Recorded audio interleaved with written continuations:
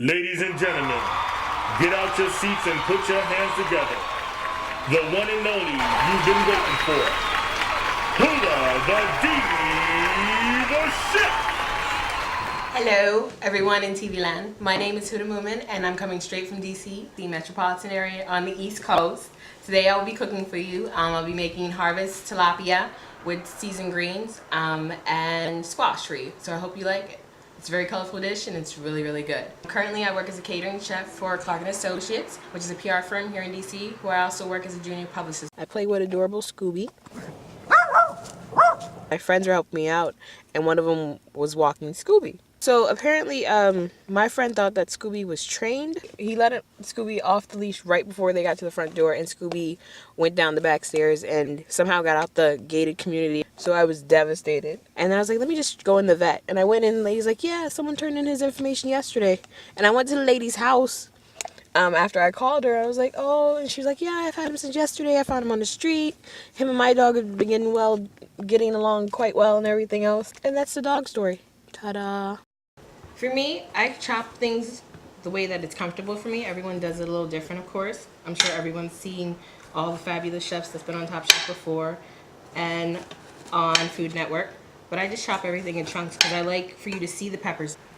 My philosophy on cooking is really simple. I think everything should be colorful and pretty, and you should do it and enjoy what you're doing. There shouldn't be a stress when you're cooking. Everything should taste good, and you should make things that you like. If you don't want to eat it, other people don't want to eat it either. I actually grew up in a single-parent household. It was me, my mom, she's a really fabulous lady, and my two brothers. Love them to death, but would sell them on eBay. It's okay. We lost my grandmother when I was very young, and it took a toll on the household and the family because we were very close. My grandmother, I remember when we were younger, she used to bring us oranges from Florida. So I had an appreciation for fresh fruits and fresh orange juice and orange marmalade and all these crazy things we used to make. We grew up really organic, and I developed an appreciation for organic fruits and vegetables and kosher meats. And I learned basically how to run a health food store when I was younger. So at the age of 10, I was working in a health food store with my mother, and I learned the back room and back end of some aspect of the food industry.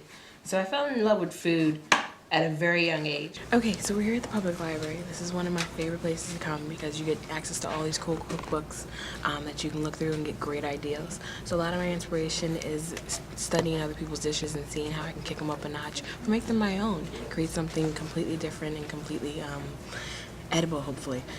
And I'm just gonna saute these peppers so they can go with our fabulous vegetables that we're going to be making also. I like colorful dishes. I think everything should be pretty. And when you plate, your plate should be simple. I actually graduated from University of Maryland with a degree in sociology, which is the study of groups of people. Who didn't know that? So I study everyone. And then I decided to go to Kitchen Academy in Hollywood, which is a sister school of the Pasadena Institute of Culinary Arts. I graduated with honors. And we're gonna go ahead and check on our peppers, make sure we're not burning them, because burnt food, although it doesn't smell good, doesn't taste good either. So we're gonna go ahead and check on that. And look how fabulous that is. Look at the steam coming off of them. They're all sizzling in their own juices and season. I'm getting hungry just looking at them. But wait, there's more to this food, more to this plate, and it's gonna be pretty when we plate it, and it's gonna taste even better. Okay, so our food's almost done, and we're gonna plate up this fabulously colorful dish.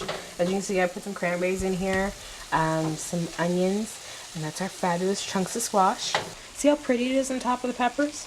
See, everything should be pretty if you can help it. If it's not pretty, make it taste really, really good.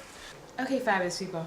The moment I know you've been waiting for, the final dishes. Here's our fabulous tilapia with our seasoned and sauteed peppers. Isn't that pretty? You can use any type of plate. I love red. I love oddly shaped plates. I think it makes it look cool and elegant. And it's always a spin on when you plate your food because everyone has plain white plates. Let's be real about that. Here's your fabulous squash cut into funky, cool little triangles, and some greens under there. And it's all about how you feel like plating your plate. I like things stacked. I like things that have height to them. So people be like, ooh, what's that? And I also plate them the way that I want people to eat them. Like if you're supposed to eat the rice with the fish is usually on top of the rice. Makes sense to me. Sounds good. Since you have this fabulously salty, savory dish here, I always love something sweet with it. So I made a fruit tart. Of course, I didn't show you how to make this, but I will. Pick me for the show, I'll totally show you how to make my fruit tart. But I really think that I could be America's Next Top Chef just because no one cooks like me. Nobody. No one can see me. There's no one better than me in DC, and I guarantee you there's no one better than me in the world. So that's why I want to be Top Chef.